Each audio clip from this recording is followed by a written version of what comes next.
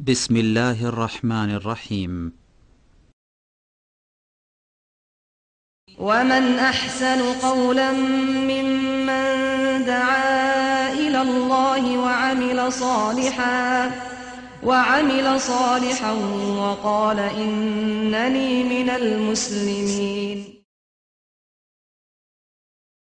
إن المسلمين والمسلمات والمؤمنين والمؤمنات والقانتين والقانتات والصادقين والصادقات والصابرين والصابرات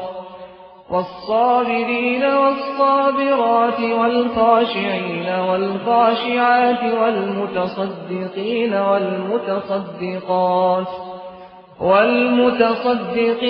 والمتصدقات والصائمين والصائمات والحافظين فروجهم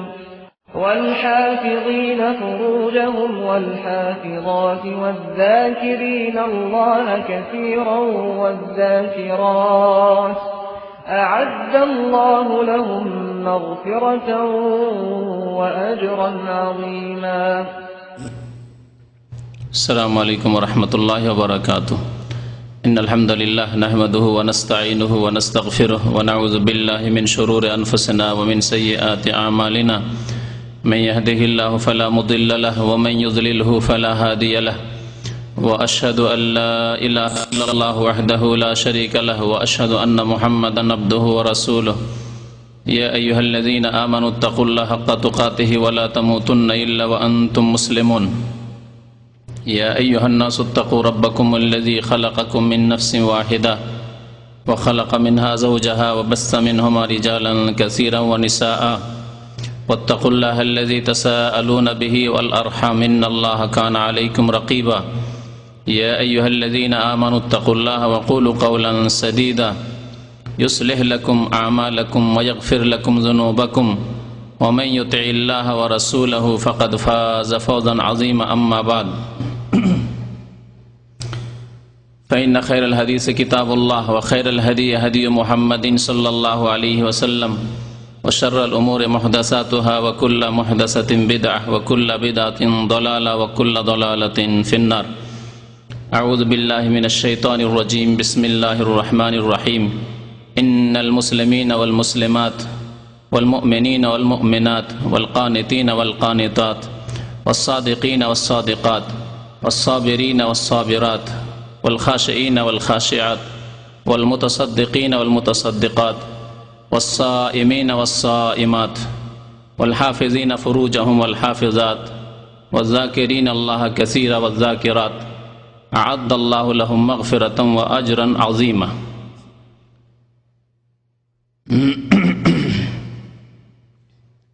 মহান আল্লাহর সমস্ত প্রশংসা যে আল্লাহ পাক রব্বুল আলামিন আমাদেরকে সৃষ্টি করেছেন এবং আমাদেরকে হিদায়াত দান করেছেন। আল্লাহ পাক রব্বুল আলামিন যেমন পুরুষকে তার ইবাদত বন্দেগীর আদেশ প্রদান করেছেন, তেমন নারীদেরকেও তার ইবাদত বন্দেগীর আদেশ দান করেছেন। দরুদ ও সালাম নাজিল হোক প্রিয় নবী মুহাম্মদুর রাসূলুল্লাহ সাল্লাল্লাহু আলাইহি ওয়াসাল্লামের প্রতি, যিনি বিশ্বজাহানের জন্য রহমত স্বরূপ প্রেরিত হয়েছিলেন। আল্লাহুম্মা সাল্লি আলাইহি আল্লাহুম্মা বারিক আলাইহি। আজকে আলোচনা করব আপনাদের সামনে সতী স্ত্রীর বৈশিষ্ট্য সম্পর্কে। নেক স্ত্রী কেমন করে হওয়া যাবে, সতী নারী কেমন করে হতে পারবে, তার বৈশিষ্ট্য কি, এবং একজন পুরুষ নেক রমণী সতী নারী খোঁজ করবে, সেসব বৈশিষ্ট্য দেখার চেষ্টা করবে, সেগুলির খেয়াল রাখবে স্ত্রী গ্রহণ করার সময়। এই উদ্দেশ্য নিয়ে এই বিষয়টি প্রতি আলোকপাত আপনাদের সামনে করা হবে। আল্লাহ পাক রব্বুল আলামিন সূরা আহজাবের আয়াত নম্বর 35-এ পুরুষ এবং নারী উভয় জাতির 10টি বৈশিষ্ট্য উল্লেখ করেছেন। এই আয়াতটি সম্পর্কে মুসনাদে আহমদে, নাসাইতে আরও অন্যান্য হাদিসে একটি শানে নজুল অর্থাৎ আয়াত অবতীর্ণ হওয়ার কারণ উল্লেখ করা হয়েছে। উম্মুল মুমিনিন উম্মে সালামা রাদিয়াল্লাহু তাআলা আনহা, নবী করিম সাল্লাল্লাহু আলাইহি সাল্লামের প্রিয়তমা স্ত্রী। তিনি বলছেন যে আমি একবার রাসূলুল্লাহ সাল্লাল্লাহু আলাইহি সাল্লামকে জিজ্ঞাসা করলাম যে ইয়া রাসূলুল্লাহ, কোরআনে কারিমে পুরুষদেরকে সম্বোধন করে প্রায় হুকুম বিধি বিধান নাজিল হচ্ছে, কিন্তু কোথাও নারীদের সম্বোধন করে তো কোনো বিধান আসে না। যদিও যেখানে আল্লাহ পাক রব্বুল আলামিন পুরুষদের সম্বোধন করেছেন সেখানে নারীরা শামিল রয়েছে, নারী পুরুষ উভয় জাতিকেই সম্বোধন করা হয়েছে কোরআনে কারিমে, কিন্তু পুরুষ লিঙ্গ দিয়ে পুরুষের সম্বোধন দিয়ে আরবি ভাষায় সম্বোধন করা হয়েছে যাতে পুরুষও শামিল হতে পারে এবং নারীরাও তাতে শামিল হতে পারে। বিশেষভাবে নারীদেরকে সম্বোধন করে আল্লাহ পাক কোনো আদেশ নিষেধ তো কোথাও নাজিল করেন না। এই কথা বলার পরেই একদিনও হয়তো হয়নি বা একদিন অতিক্রম করেছেই আয়াত নাজিল হলো, এই আয়াত যে আয়াত আপনাদের সামনে পাঠ করেছি। আল্লাহ পাক রব্বুল আলামিন এখানে 10টি বৈশিষ্ট্য উল্লেখ করেছেন মুমিন পুরুষদের এবং মুমিন সতী নারীদের। আল্লাহ পাক ইরশাদ করেছেন ইন্নাল মুসলিমিনা ওয়াল মুসলিমাত, নিশ্চয় মুসলিম পুরুষ এবং মুসলিম নারী। মুসলিম পুরুষ মুসলিম নারী এর মানে এই নয় যে মুসলিম ঘরে জন্ম নিয়েছে এমন পুরুষ, মুসলিম পরিবারে জন্ম নিয়েছে এমন মেয়ে, এমন নারী, এ উদ্দেশ্য আসলে নয়।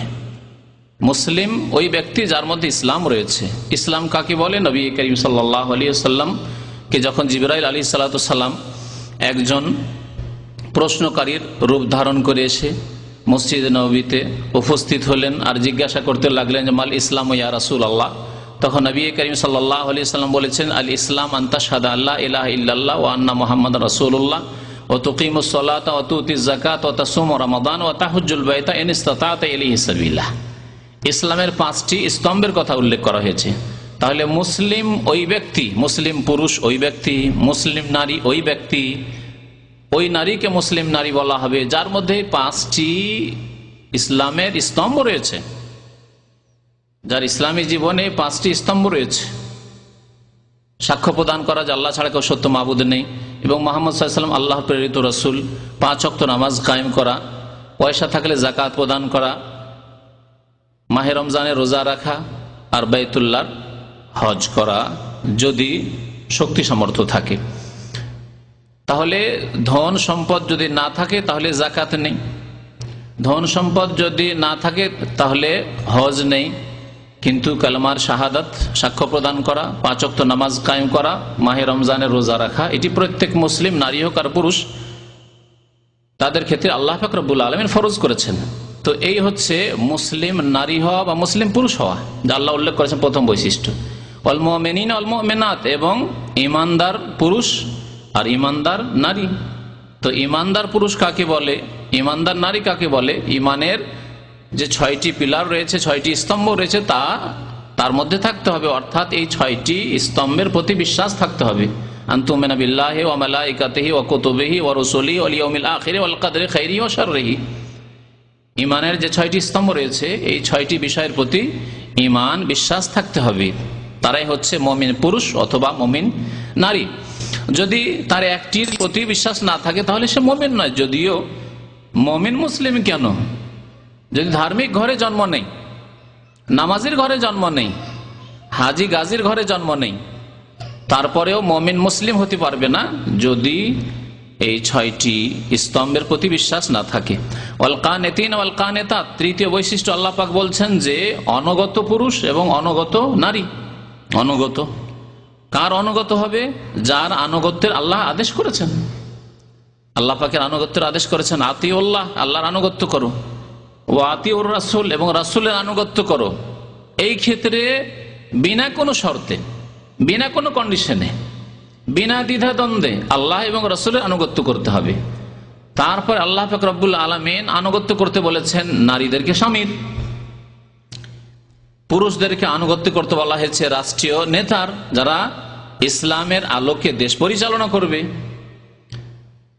আল্লাহ পাক ফরজ করেছেন নারী হোক আর পুরুষ তাদের আনুগত্য করা, নেতৃস্থানীয় ব্যক্তিদের আনুগত্য করা, নারী হোক বা পুরুষ হোক, জনসাধারণ তাদের উপর ফরজ করা হয়েছে, তাদের আনুগত্য করবে। আর এই রকমই উলামায়ে কেরাম যারা কোরআন সুন্নাহ মোতাবেক দিক নির্দেশনা দিবে তাদের আনুগত্য করা।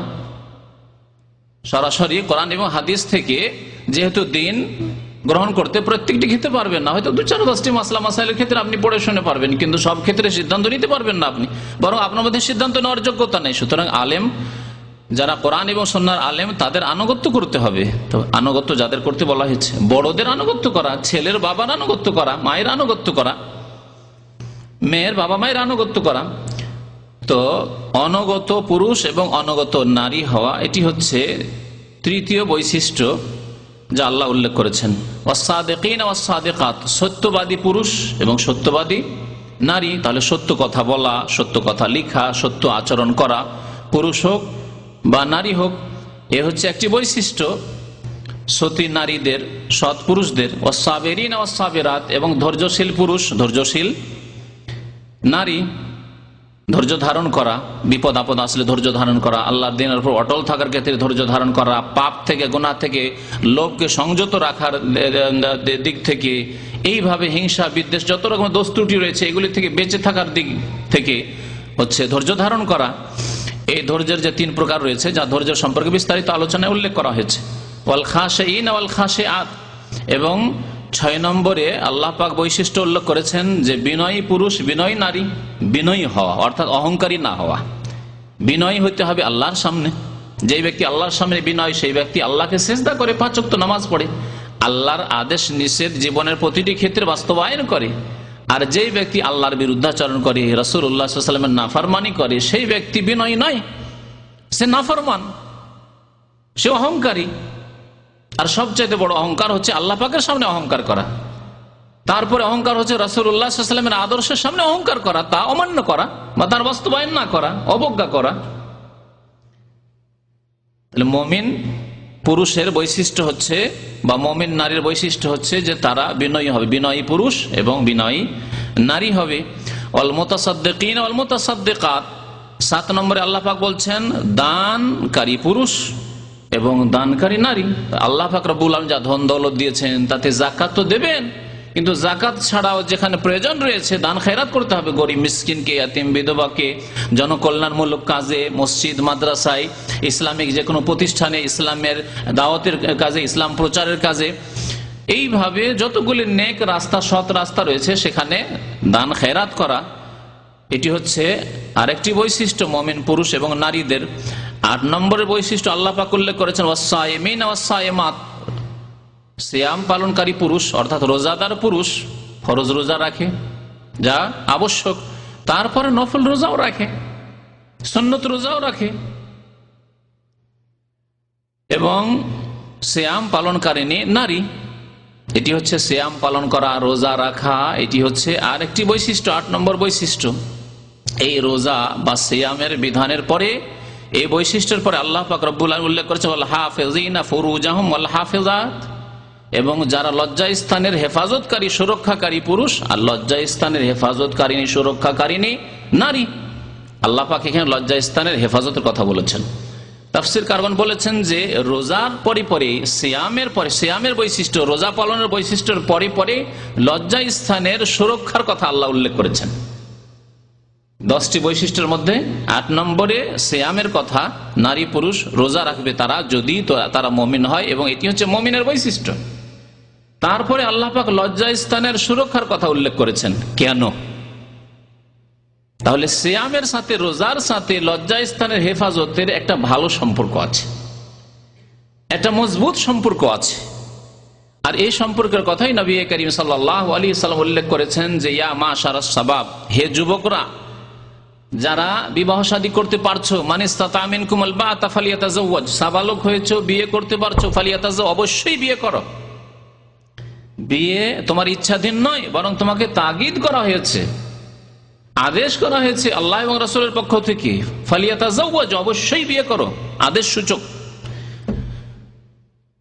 কারণ বিয়ে করলে কি হবে? ফাইন্নাহু আগাদ্দু লিল বাসার ওয়া আহসানু লিল ফারজ, তাতে দৃষ্টি নত হয়ে যাবে, চোখের দ্বারা ব্যভিচার হবে না, চোখের জেনা হবে না, চোখ খারাপ অন্যায় কাজে, অন্যায় দিকে যাবে না। আর ওয়াহসানুল ফারজ, এবং লজ্জা স্থানের সুরক্ষা হবে। এখানে লজ্জা স্থানের হেফাজতের কথা বলা হয়েছে রোজার মাধ্যমে। রোজা রাখো শুধু রমজানের রোজা না, বছরে 1 মাস রোজা রাখলেন তা তো ফরজ, কিন্তু বছরে 1 মাস রোজা রেখেই শুধু 11 মাস আপনার লজ্জা স্থানের হেফাজত হবে না। তাহলে প্রত্যেক মাসে কিছু কিছু রোজা সিয়াম হতে হবে ওইসব পুরুষদের, ওইসব যুবক বা যুবতীদের যাদের বিবাহ শাদী হয়নি, অথচ সাবালক সাবালিকা, অথবা বিবাহ শাদী হয়েছে কিন্তু স্বামী থেকে স্ত্রী দূরে আছে, স্ত্রী থেকে স্বামী দূরে আছে। এই জন্য সিয়ামের সাথে সাথে লজ্জা স্থানের হেফাজতের কথা উল্লেখ করেছেন। যদি কেউ বিয়ে শাদী না করতে পারে, নবী সাল্লাল্লাহু আলাইহি ওয়াসাল্লাম বলছেন ওমাল্লাম ইয়াস্তাতি ফাআলাইহি বিসসাওম, যেই ব্যক্তি বিয়ে শাদী করতে পারলো না, বিয়ে শাদী করা হচ্ছে লজ্জা স্থানের সুরক্ষার ব্যবস্থা, কিন্তু যেই ব্যক্তি বিবাহ করতে পারলো না তার জন্য ব্যবস্থা হচ্ছে সিয়াম পালন করা। ফাইন্নাহু লাহু ওয়াজাউন, কারণ বেশি বেশি রোজা রাখলে যৌন চাহিদা চাপা থাকবে, যৌন চাহিদা তোমার আয়ত্তে থাকবে। এক্ষেত্রে আল্লাহ পাকের ইবাদত সিয়ামের মধ্যে আপনি বেশ কিছু দিন কাটাচ্ছেন প্রত্যেক মাসে, সোমবার বৃহস্পতিবার, মাসে কমের পক্ষে 3টি রোজা, যা নবী করিম সাল্লাল্লাহু আলাইহি ওয়াসাল্লামের সুন্নাত, প্রত্যেক মাসে এই রোজাগুলি রাখতেন রাসূলুল্লাহ সাল্লাল্লাহু আলাইহি ওয়াসাল্লাম। আর তার সাথে সাথে এই সিয়াম পালন করলে মানুষ খিদাই থাকে, মানুষ পিপাসায় থাকে, তাতে যৌন চাহিদা কন্ট্রোলে থাকে। তাই আল্লাহ পাক রব্বুল আলামিন সিয়ামের পরেই, রোজার বৈশিষ্ট্যের পরে উল্লেখ করেছেন ওয়াল হাফিজিনা ফুরুজাহুম ওয়াল হাফিজাত, ওইসব পুরুষ যারা লজ্জা স্থানের হেফাজত করে আর যেসব নারী লজ্জা স্থানের হেফাজত করে তারাই হচ্ছে মুমিন মুমিনাত। তাহলে সতী নারীর বৈশিষ্ট্য হচ্ছে লজ্জা স্থানের হেফাজত করা। লজ্জা স্থানের হেফাজত করলে দূর থেকে হেফাজত করতে হবে। যেমন কোন একটি জমির হেফাজত করতে হলে, জমিতে ফসল আছে, ফসলের হেফাজত করতে হলে দূর থেকে ঘিরে রাখেন। এমন নয় যে আপনার ওই বেড়া দিয়ে লতা পাতা বেরিয়ে যাচ্ছে বা বকরি ছাগলে মুখ দিয়ে দিচ্ছে আর খেয়ে নিচ্ছে। তাহলে যে আপনার প্রাচীর হইতে হবে অথবা বেড়া যে হইতে হবে আপনার জমির, সেটা ফসল থেকে একটু দূরে হইতে হবে। এই জন্য আল্লাহ পাক রব্বুল আলামিন জেনা ব্যভিচার থেকে বেঁচে থাকার ক্ষেত্রে আল্লাহ বলেছেন ওয়ালা তাকরাবুজ জেনা, জেনা ব্যভিচারের নিকটবর্তী হয়ে না, দূরে থাকো, অনেক দূরে থাকো। তাহলে যেসব কাজ বা যেসব কথা, যেসব আচার আচরণ মানুষকে কুকাজ, অশ্লীলতা, ব্যভিচার পর্যন্ত পৌঁছায়, সেসব থেকে বেঁচে থাকতে হবে। সেসবের যেমন উদাহরণস্বরূপ নির্জনতা, কোন যুবতীর সাথে নির্জনতা অবলম্বন করা, কোন যুবতী আপনি তার মাহারাম নন, স্থায়ীভাবে আপনার সাথে বিয়ে হারাম নয়, তার সাথে সফর না করা, বিদেশে তার সাথে সফর না করা, এক দেশ থেকে এক দেশ, এক ডিস্ট্রিক্ট থেকে এক ডিস্ট্রিক্ট, এক শহর থেকে আরেক শহরে ভাবিকে নিয়ে যাচ্ছেন, শালিকে নিয়ে যাচ্ছেন, এগুলি হচ্ছে ফিতনার কারণ, জেনার কারণ, এগুলি থেকে বেঁচে থাকা। তারপরে সহশিক্ষা, ইখতিলাত, একসাথে কাজকর্ম করা নারী পুরুষ যুবক যুবতীর, এগুলি হচ্ছে জেনার কারণ, এগুলি থেকে বেঁচে থাকতে হবে। তাহলে হেফাজত হবে লজ্জা স্থানের, তাহলে হেফাজত হবে। তারপরে অবৈধ টেলিফোন যোগাযোগ, আজকাল মোবাইলের জামানায় অবৈধ মোবাইল এবং অবৈধ ইন্টারনেটের মাধ্যমে অনেক জেনা ব্যভিচার ছড়িয়ে যাচ্ছে, অশ্লীল কাজ ছড়িয়ে যাচ্ছে। সুতরাং এগুলি থেকে বেঁচে থাকা, কোন যুবক যুবতীর সাথে অবৈধ কোনো টেলিফোন যোগাযোগ রাখবে না, প্রেম ভালোবাসার কোনো সম্পর্ক রাখবে না। প্রেম ভালোবাসা একমাত্র স্ত্রীর সাথে, একমাত্র স্ত্রীর স্বামীর সাথে। এগুলি হচ্ছে লজ্জা স্থানের হেফাজত করা। লজ্জা স্থানের হেফাজত মানে এই নয় যেমন আজকাল অনেক ফাসেক শ্রেণীর পুরুষ নারীরা বুঝে যে আমার সতীত্ব ঠিক আছে, আমি কারো সাথে কুকাজ করিনি, আমি কোনোদিন জেনা ব্যভিচারে লিপ্ত হইনি, বাকি অবৈধ সম্পর্ক, টেলিফোন যোগাযোগ অবৈধ রয়েছে যুবতীর যুবকের সাথে, নির্জনে গল্প স্বল্প চলছে, দুলাভাই বাড়িতে আসে, দুলাভাইয়ের সাথে শালীরা গল্প করছে একা ঘরে, তাদেরকে খাবার পরিবেশন করছে, তাদের সাথে আবার সফরে চলে যাচ্ছে, শ্বশুর বাড়ি থেকে আসছে দেবরের সাথে, ভাসুরের সাথে, ইত্যাদি ইত্যাদি। তাহলে এরা লজ্জা স্থানের হেফাজত করে না। লজ্জা স্থানের হেফাজত করলে যাতে করে হেফাজত হয় তার ব্যবস্থা করতে হবে। তো আল্লাহ পাক রব্বুল আলামিন 9 নম্বরে মুমিন মুমিনাত, সতী নারীর বা সৎ পুরুষের বৈশিষ্ট্য উল্লেখ করেছেন ওয়াল হাফিজিনা ফুরুজাহুম ওয়াল হাফিজাত, যারা লজ্জাস্থানের হেফাজতকারী পুরুষ এবং লজ্জাস্থানের হেফাজতকারিনী নারী। ওয়াজাকিরিন আল্লাহ কাসীরা ওয়াজাকিরা, 10 নম্বরে আল্লাহ পাক বলছেন যে যেসব পুরুষরা আল্লাহকে বেশি বেশি স্মরণ করে আর যেসব নারীরা আল্লাহকে বেশি বেশি স্মরণ করে, তাহলে আল্লাহর জিকির আজকার করা। মানুষকে শয়তান ওয়াসওয়াসা দিতে আছে, কিন্তু যদি নিজের জবানকে সব সময় আল্লাহর জিকির আজকারি, কখনো সুবহানাল্লাহ সুবহানাল্লাহ সুবহানাল্লাহ, কখনো আলহামদুলিল্লাহ আলহামদুলিল্লাহ, কখনো লা ইলাহা ইল্লাল্লাহ লা ইলাহা ইল্লাল্লাহ ওয়ালা হাওলা ওয়ালা কুওয়াতা ইল্লা বিল্লাহ সুবহানাল্লাহি ওয়া বিহামদিহি সুবহানাল্লাহিল আযীম, পূর্ণাঙ্গ জিকির, বিদাতি জিকির নেই, অসম্পূর্ণ বাক্য দিয়ে জিকির, যেমন আল্লাহু শুধু, এসব জিকির নেই। ইল্লাল্লাহ অসম্পূর্ণ কথা, এসব জিকির ইসলামে নেই। জিকির মানে যে সব জিকির, কারণ কোরআনের আয়াতগুলি নবী করিম সাল্লাল্লাহু আলাইহি সাল্লামের প্রতি নাযিল হয়েছে, তাহলে তার উপর নাযিল এই জন্যই হয়নি যে তিনি আমল করে দেখাবেন না, তিনি বাস্তবায়ন করে দেখাবেন না, প্র্যাকটিক্যাল করে তিনি দেখিয়েছেন যে এই জিকিরের আয়াতগুলির যে রয়েছে এগুলির অর্থ কি, তিনি আমলে কাজে পরিণত করে দেখিয়েছেন এবং তিনি সাহাবাই কিরামদেরকে উৎসাহিত করে দেখিয়েছেন যে কেমন করে জিকির করতে হয়।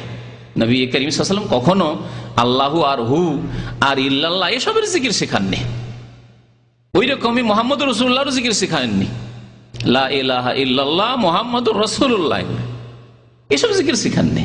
হ্যাঁ, যখন সাক্ষ্য প্রদান করবেন আপনি তখন বলবেন আশহাদু আল্লা ইলাহা ইল্লাল্লাহ ওয়া আশহাদু আন্না মুহাম্মাদান রাসূলুল্লাহ বা মুহাম্মাদান আবদুহু ওয়া রাসূলুহু।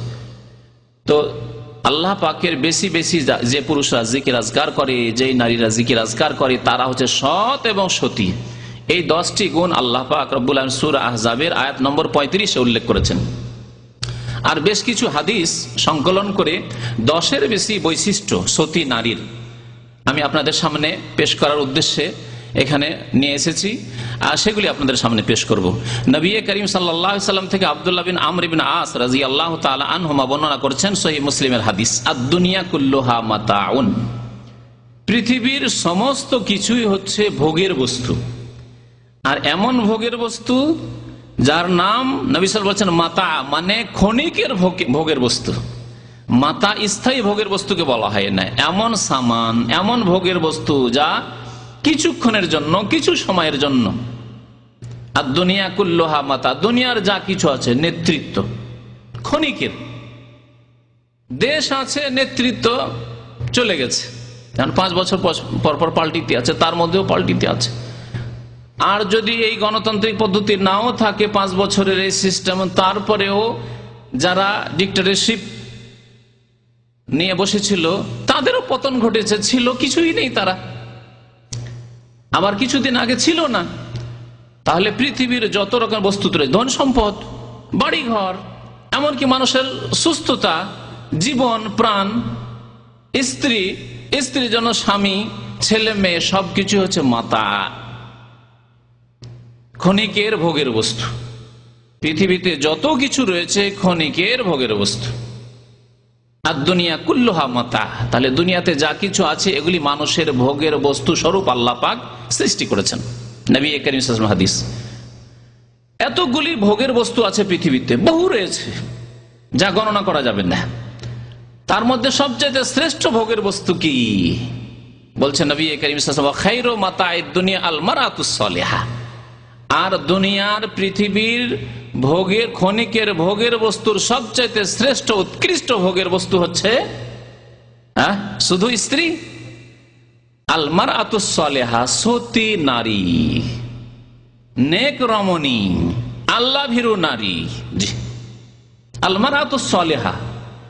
তাহলে বিয়ে করতে গেলেন একজন যুবক, আর গিয়ে একটা মহিলা পেলেন, একটা মেয়ে যুবতী পেলেন, খুব সুন্দরী লাগলো, ব্যাস বিয়ে করে ফেললেন, ভোগ হাসিল করলেন? না, কখনো না।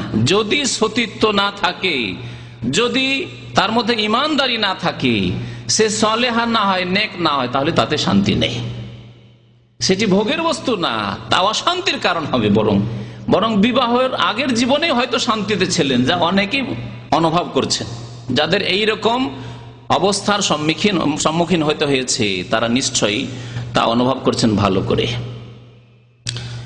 এই জন্য আমাদের দেশে একটা কথা আছে যা বক্তারা বয়ান করে, যে খালি পায়ে চলা ভালো, কষা জুতা যার, আর বিদেশে থাকা ভালো, যে আপনাদের মতো, হ্যাঁ, এ প্রবাসী জীবনে থাকা ভালো, দুষ্ট নারী যার। যদি স্ত্রী যদি সতী না হয়, সলেহা না হয়, তাহলে বিদেশে থাকাই ভালো, দূরে থাকাই ভালো। দূর থেকেই সম্পর্ক ভালো থাকবে। যদি রাখতেই হয় তার ঠিক আছে, দূরেই থাক। তো সবচাইতে উৎকৃষ্ট ভোগের বস্তু পার্থিব বস্তুর, আখিরাতের নয়, জান্নাতের নয়। দুনিয়ার যত ভোগের বস্তু রয়েছে তার মধ্যে সবচাইতে উৎকৃষ্ট ভোগের বস্তু হচ্ছে আলমারাতুস সালেহা, সতী নারী। তাহলে সতী নারীর বৈশিষ্ট্য কি তা আপনাদেরকে শোনাবো। কয়েকটি বৈশিষ্ট্য উল্লেখ করি। আব্দুল্লাহ বিন আব্বাস রাদিয়াল্লাহু তাআলা আনহুমা সাহাবী, তিনি সবচাইতে প্রখ্যাত মুফাসসির ছিলেন সাহাবায়ে কেরামদের মধ্যে, প্রখ্যাত মুফাসসির ছিলেন। নবী করিম সাল্লাল্লাহু আলাইহি ওয়াসাল্লামের বিশেষ দুআও ছিল তার জন্য, আল্লাহুম্মা আল্লিমহু তাউইল, আল্লাহ তাকে তাফসীরের জ্ঞান দান করো। নবী সাল্লাল্লাহু আলাইহি ওয়াসাল্লামের এই দোয়া কবুল হয়েছিল। সমস্ত সাহাবায়ে কেরাম চাইতে কোরআন সম্পর্কে বেশি বুঝতেন তিনি বর্ণনা করছেন যে একটি আয়াত যখন নাযিল হলো, সূরা তাওবা আয়াতটি রয়েছে, ওয়াল্লাযীনা ইয়াকনিজুনা আয-যাহাবা ওয়াল ফিদ্দাতা ওয়া লা ইউনফিকুনাহা ফি সাবিলিল্লাহি ফাবাশশিরহুম বিআযাবিন আলীম। আল্লাহ পাক আয়াত নাযিল করলেন, যারা কি করে, ওয়াল্লাযীনা ইয়াকনিজুনা আয-যাহাবা, স্বর্ণ অথবা চাঁদি, সিলভার, রূপা কি করে, সঞ্চিত করে, উপার্জন করে, আর উপার্জন করে তা জমা রাখে। ওয়ালা ইউনফিকুনাহা ফি সাবিলিল্লাহ, কিন্তু তারা আল্লাহ রাস্তায় ব্যয় করে না, খরচ করে না, আল্লাহ রাস্তায় ব্যয় করে না। আর তাফসীর হচ্ছে তারা যাকাত দেয় না। কমের পক্ষে শতকরা 2.5% স্বর্ণ হোক আর চাঁদি হোক আর টাকা পয়সা রিয়াল ডলারই হোক, যাকাত দিতে হবে। আল্লাহ পাক যাকাত ফরজ করেছেন। যদি না করে, ওয়ালা ইউনফিকুনাহা ফি সাবিলিল্লাহ, যদি আল্লাহ রাস্তায় খরচ না করে, ব্যয় না করে, ফাবাশশিরহুম বিআযাবিন আলীম, আল্লাহ পাক বলছেন তাদেরকে যন্ত্রণাদায়ক শাস্তির সুসংবাদ শুনিয়ে দাও, কঠোর শাস্তির কথা তাদেরকে জানিয়ে দাও। ফাবাশশিরহুম বিআযাবিন আলীম।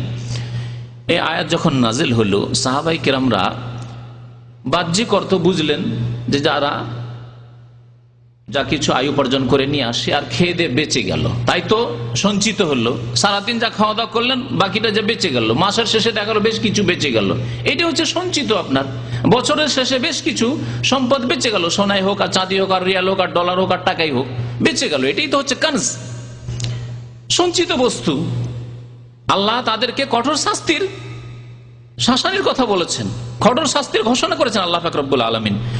কাবুরা যালিকা আলাল মুসলিমিন, সাহাবায়ে কেরামরা বড়ই পেরেশান হয়ে পড়লেন যে তাহলে তো টাকা পয়সা রাখা যাবে না, খেয়ে দে যা বেঁচে যাচ্ছে তা দান করে দিতে হবে। যাকাত তারা শুধু বুঝেননি, নবী সাল্লাল্লাহু আলাইহি ওয়াসাল্লাম পরে বুঝালেন।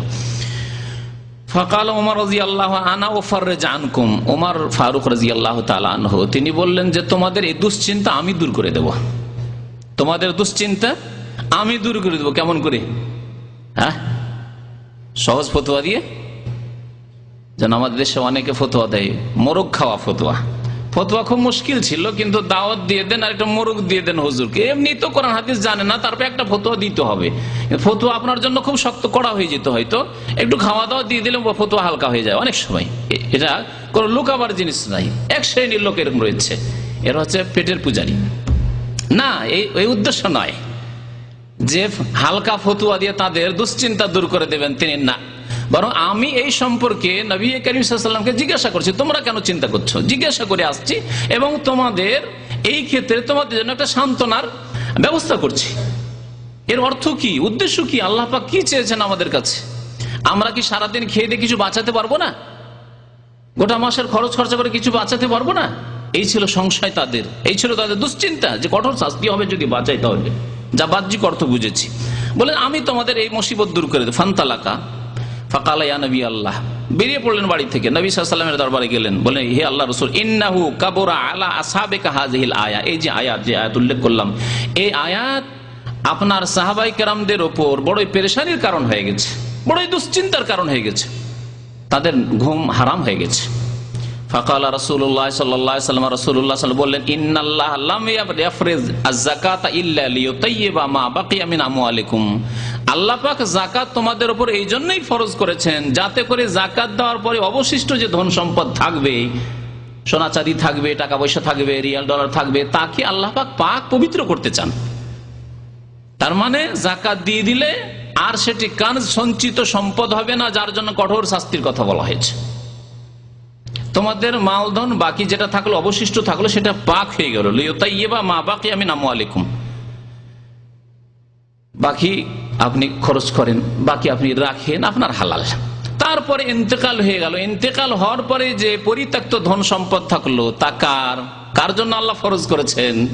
হ্যাঁ, ওয়ারিসিনদের জন্য, যারা উত্তরাধিকারী রয়েছে তাদের জন্য। তাই বলছেন ওয়াইন্না ফারাজাল মাওয়ারিস, আল্লাহ মিরাস ফরজ করেছেন, অর্থাৎ পরিত্যক্ত ধনে কার কার হক রয়েছে, অধিকার রয়েছে, প্রাপ্য রয়েছে, এই কথা ফরজ করেছেন, এই বিষয় ফরজ করেছেন। লিয়াতাকুনা লিমান বা'দাকুম, এটা তোমাদের জন্য না, তোমাদের পরবর্তীদের জন্য, ছেলে মেয়েদের জন্য, ভাই বোনদের জন্য, হয়তো এমন ব্যক্তি মারা গেল তার বাবা মা এখনো জীবিত আছে তাদের জন্য, যারা বেঁচে আছে, তোমাদের ইন্তেকালের পরে যারা বেঁচে আছে তাদের জন্য মিরাস আল্লাহ ফরজ করেছেন। আর যাকাত ফরজ করেছেন তোমাদের যাকাত দেওয়ার পরে যে অবশিষ্ট ধন সম্পদ ছিল তা পাক পবিত্র করার জন্য।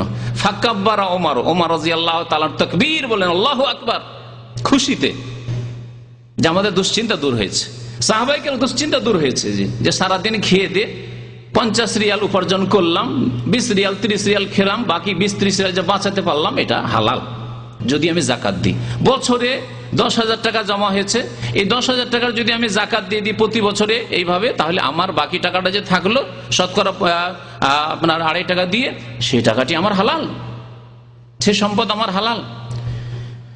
সুম্মা ক্বালা লাহু, তারপরে নবী করিম সাল্লাল্লাহু আলাইহি ওয়াসাল্লাম ওমর রাদিয়াল্লাহু তাআলা আনহুকে বলেন, আলা উখবিরুকা বিখাইরি মা ইয়াকনিজুল মারউ, তোমাকে আরেকটি বিষয় বলে দিচ্ছি, আরো খুশি হবে তুমি শুনলে, আরো খুশি হবে তুমি সেটা শুনলে।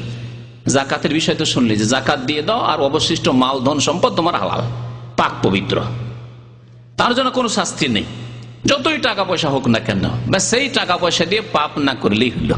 আবার সেই টাকা পয়সাকে অধিকাংশ মানুষ পাপের কাজে লাগায়, সমস্যা এখানে। তোমাকে এর চাইতে ভালো সম্পদ বলে দেব কি, যা মানুষ সঞ্চিত করতে পারে। তাহলে টাকা পয়সা সঞ্চিত করা, স্বর্ণ চাঁদি রৌপ্য মুদ্রা, স্বর্ণ মুদ্রা এসব সঞ্চিত করা, এটি বড় সম্পদ নয়, মূল্যবান সম্পদ নয়। মূল্যবান সম্পদ সম্পর্কে বলে দেব কি, তা হচ্ছে নবী সাল্লাল্লাহু আলাইহি ওয়াসাল্লাম বলছেন আল মারআতুস সালিহা, সতী নারী। সতী নারী হচ্ছে তোমার জন্য সবচাইতে মূল্যবান সম্পদ। আল্লাহু আকবার। আপনার রিয়াল, আপনার ডলার, আপনার স্বর্ণ, আপনার চাঁদি, এগুলি আপনার মূল্যবান সম্পদ নয়। আপনার ব্যাংক ব্যালেন্স, আপনি শহরে সিটিতে বাড়ি করতে পেরেছেন, হ্যাঁ, ভাড়া আসছে লক্ষ লক্ষ টাকা, এগুলি আপনার মূল্যবান সম্পদ নয়। মূল্যবান সম্পদ হচ্ছে আল মারআতুস সালিহা, আল মারআতুস সালিহা, সতী নারী। সতী নারীর বৈশিষ্ট্য কি? হাদিসে যে বৈশিষ্ট্যগুলি বর্ণনা করা হয়েছে তার একটি হচ্ছে ইজা নাজারা ইলাইহা সাররাতহু, যখন স্বামী তার দিকে দৃষ্টি দেয়, দেখে, তখন স্বামীকে সেই স্ত্রী, সেই নারী খুশি করে দেয়, খুশি করে দেয়। তাহলে একজন নারীকে জানতে হবে, একজন মহিলাকে জানতে হবে যে স্বামীকে কি করে আমি খুশি করতে পারি। স্বামী আমার দিকে তাকালে স্বামীর মন খুশি হয়ে যায়, স্বামীর চেহারায় আনন্দ ফুটে উঠে, কি করে হতে পারে? এই ক্ষেত্রে যেইভাবে স্বামী খুশি হয়, হালাল উপায়ে, হারামে গিয়ে নয়, অন্যায় কাজ করে নয়, হালাল উপায়ে, বৈধ উপায়ে, জায়েজ কাজ করে যেইভাবে স্বামী খুশি হতে পারে সেইভাবে স্বামীকে খুশি করতে হবে। এর মধ্যে একটি বলতে পারি, বহু কথাই রয়েছে, যদি এই কথারই ব্যাখ্যা করি তাহলে সময় শেষ হয়ে যাবে। সুতরাং এই ব্যাখ্যা আপনাদের জন্য ছেড়ে দিচ্ছি, এই ব্যাখ্যা মা বোনদের জন্য ছেড়ে দিচ্ছি, তারা নিজেরা ব্যাখ্যা করবে যে আমি আমার স্বামীকে কি করে খুশি করতে পারি। একজন স্বামী, জ্ঞানী স্বামী, সে নিজেই এই ক্ষেত্রে চিন্তা করবে যে আমার স্ত্রীকে কি করে আমি গাইড করবো যে সে আমাকে খুশি করতে পারে বেশি করে। নবী করিম সাল্লাল্লাহু আলাইহি ওয়াসাল্লাম বলেছেন তাবাসসুমুকা ফি ওয়াজহি আখিকা সাদাকা, তুমি যদি তোমার মুসলিম ভাইয়ের সামনে মুচকি হেসে কথা বলল, হাসি মুখে কথা বললেন, তাতেই সাদকার নেকি পাবেন। মুসলিম ভাই, জাপানের মুসলিম, ফিলিপাইনের মুসলিম, আমেরিকার মুসলিম, ইউরোপের মুসলিম, সারা পৃথিবীর যে কোনো দেশের মুসলিম, মুসলিম ভাই সালাম আলাইকুম, হাসি মুখে কথা বললেন, সাদাকা। তাহলে যে কোনো বিশ্বের মুসলিম যদি হয় আর তার সামনে একটু হাসি মুখে কথা বলেন, তাতেই যদি সাদকা হয়, তাহলে স্ত্রী যদি স্বামীর সামনে যখনই দেখা হইল, বাড়িতে ঢুকতে যাচ্ছেন স্বামী, আর স্ত্রী যেমনই দরজাটা খুললো, হ্যাঁ, বা সামনে যেমনই আসলো, তেমনি হাসি মুখে মুচকি হেসে কথা বলল, তাতে কত বড় সাদকা হবে। যদি এমনি সাধারণ মুসলিম ভাইয়ের সামনে হাসি মুখে কথা বললেই সাদকা হয়, তাহলে স্ত্রী যদি স্বামীর জন্য হেসে মুখে কথা বলে, আর যদি স্বামী যদি হাসি মুখে কথা বলে স্ত্রীর সাথে, তাহলে কত বড় সাদকা হতে পারে। তাহলে হাসি মুখে কথা বলা, হাসি মুখে অভিনন্দন জানানো, ওয়েলকাম করা। তারপর স্ত্রী বাড়িতে আছেন, স্বামী বাইরে থেকে আসছে, গরমের সময় আসছে, তাহলে স্ত্রী এগিয়ে যাবে দরজার দিকে এমন কিছু নিয়ে যাতে স্বামীর মন খুশি হয়ে যায়। বা আজকাল এসির জামানা রয়েছে, ফ্যানের জামানা রয়েছে। আগের জামানায় ছিল যে হাতের পাখার প্রয়োজন ছিল, তাড়াতাড়ি করে পাখা দিয়ে বাতাস করতে শুরু করলো। যদি কারো বাড়িতে বিদ্যুৎ না থাকে, খুশি হয়ে যাবে স্বামী। ঠিক আছে, বাড়িতে ফ্যানও রয়েছে, এসিও রয়েছে, কিন্তু অন করা নেই, অফ হয়ে আছে। অফ হয়ে যদি থাকে আর স্বামী ঘেমে আসছে, গরমে দুপুর বেলায় আসছে, গ্রীষ্মকালে, আর স্ত্রী যদি আরাম সে বসে থাকে, আসুক সে এসে চালু করুক, তাহলে কি সেই স্বামী খুশি হবে? কখনো খুশি হবে না। তাহলে এইভাবে এগুলি বিষয় চিন্তার রয়েছে, নিজেই চিন্তা করে এগুলি উদ্ঘাটন করা যেতে পারে, বের করা যেতে পারে যে আমার স্বামীকে আমি কি করে খুশি করব। আমার স্বামী আমার দিকে দেখলেই খুশি হয়ে যাবে যে এসিটা চালু আছে, আর ঘরটা ঠান্ডা হয়ে আছে, যেমনই ঘরে ঢুকেছি ফ্যানটা চালু করা আছে, ঠান্ডা পানির ব্যবস্থা একেবারে প্রস্তুত হয়ে আছে, বা শরবত প্রস্তুত করা আছে, ইত্যাদি ইত্যাদি যা কিছু হতে পারে। খিদাই আসছে, নাস্তা প্রস্তুত করা আছে, আসতেই চাইলেই বা তার আগে পেশ করে দিব। তারপরে সুন্দরভাবে সেজে থাকা, স্বামীর জন্য সুন্দরভাবে সেজে থাকা, ভালো শাড়ি পরে থাকে, ব্লাউজ পরে থাকেন, স্বামীর সামনে শাড়ি পরেন, ব্লাউজ পরেন, পেট খোলা থাক, পেট খোলা, পিঠ খোলা থাক, খোলা থাক, অসুবিধা নেই। স্বামীর সামনে, দেবরের সামনে নয়, ভাসুরের সামনে নয়, দুলা ভাইয়ের সামনে নয়। কিন্তু আমাদের দেশের মহিলারা এটা করে।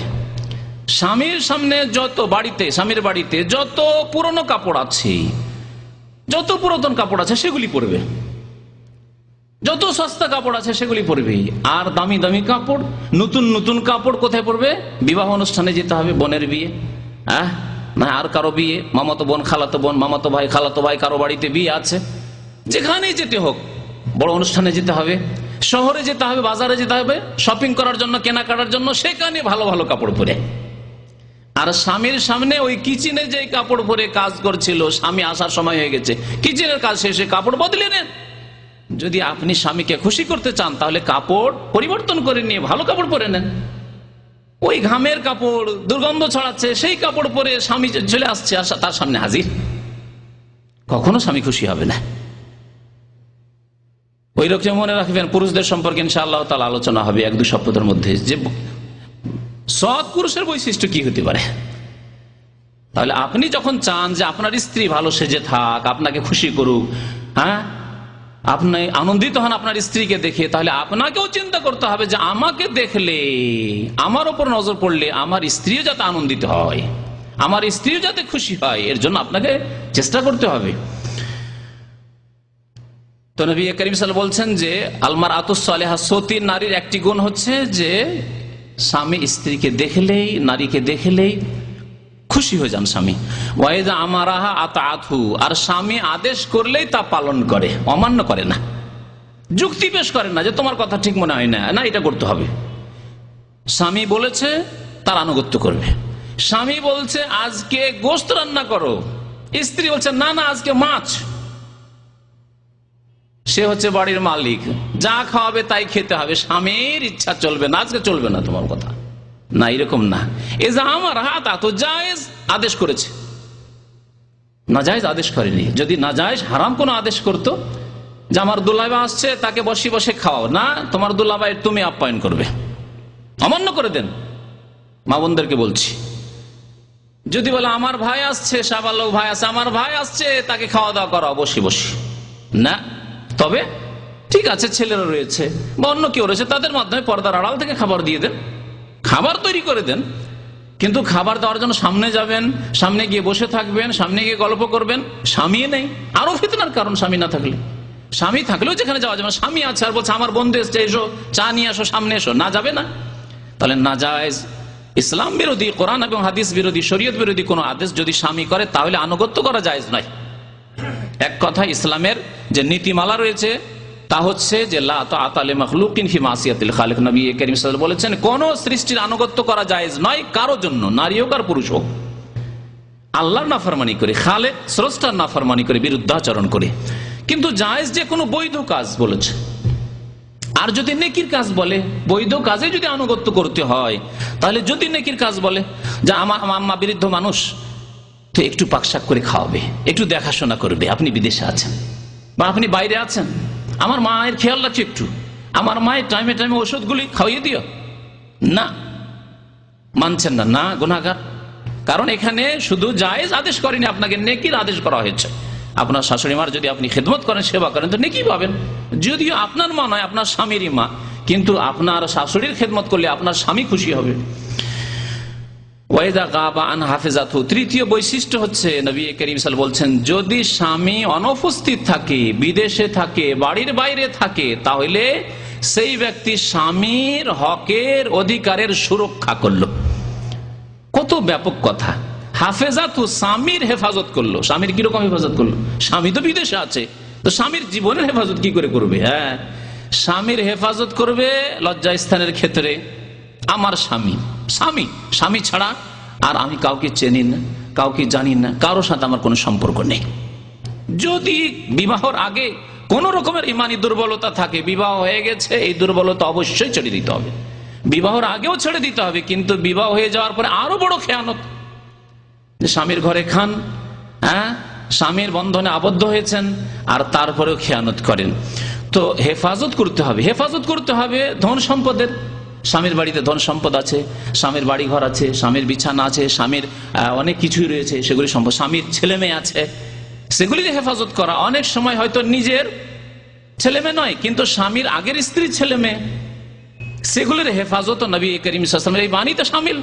অনেক মহিলারা আছে, হয়তো নামাজ ঠিক আছে, দিনদারি, বাকি অন্যান্য কাজগুলি ঠিক আছে, কিন্তু স্বামীর হয়তো আগের স্ত্রী মারা গেছে, অথবা আগের স্ত্রী কোনো কারণে ছেড়ে দিয়েছে, তার ছেলে মেয়ে আছে, ওই ছেলে মেয়েগুলি দেখাশোনাই করে না, আর করলেও নিজের ছেলের মতো দেখে না।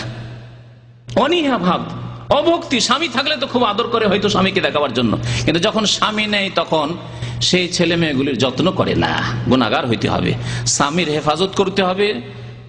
এর মধ্যে এই অর্থগুলি শামিল যেগুলি বললাম খুব সংক্ষেপে। আবু দাউদের হাদিস, নবী করিম সাল্লাল্লাহু আলাইহি সাল্লামকে একবার আবু হুরায়রা রাদিয়াল্লাহু তাআলা আনহু বলছেন যে, জিজ্ঞাসা করা হলো, সাহাবারা জিজ্ঞাসা করলেন যে আইয়ুন নিসাই খায়রুন, কোন মহিলা সবচাইতে উত্তম, ভালো, কোন মহিলা, কোন নারী সবচাইতে ভালো?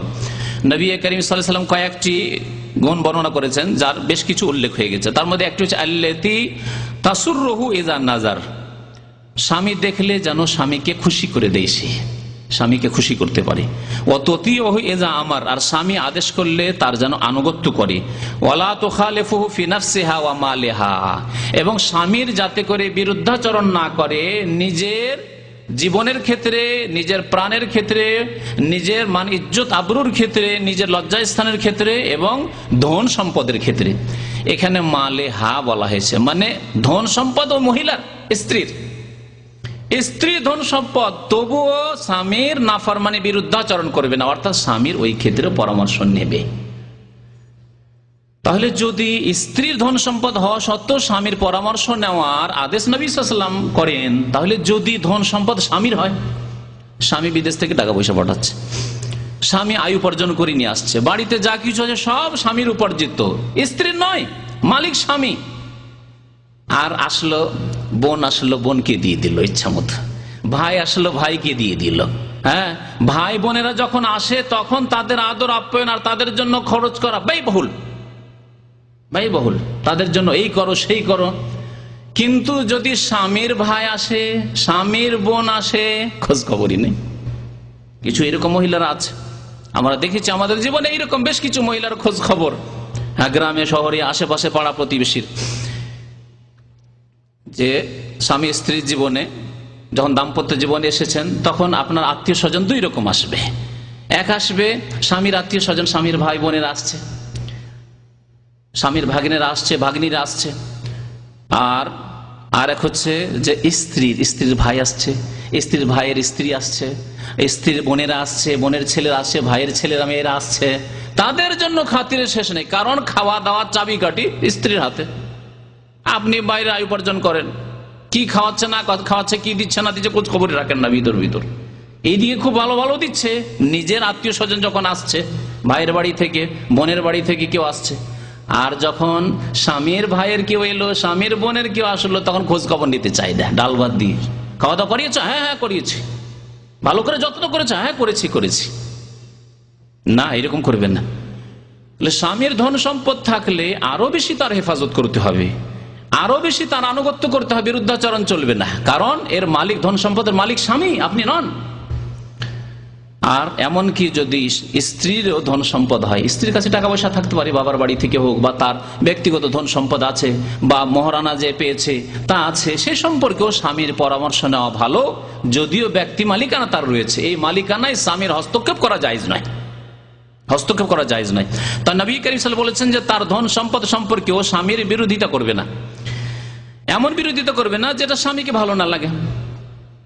একজন স্ত্রীর কাছে যদি 1 লাখ টাকা থাকে, 1 লাখ টাকার মালিক স্ত্রী, কিন্তু 1 লাখ টাকার কোনো পরামর্শ না নিয়ে, স্বামীর কাছে কোনো পরামর্শ নেই, কোনো তাকে সংবাদ দেয়নি, কোনো আলোচনা করেনি, 1 লাখ টাকা তার কিছু ভাইকে দিয়েছে, ভাতিজেকে দিয়েছে, বোনকে দিয়েছে, আত্মীয় স্বজনকে দিয়ে শেষ করে দিয়েছে। তোমার টাকাগুলি কি করলে?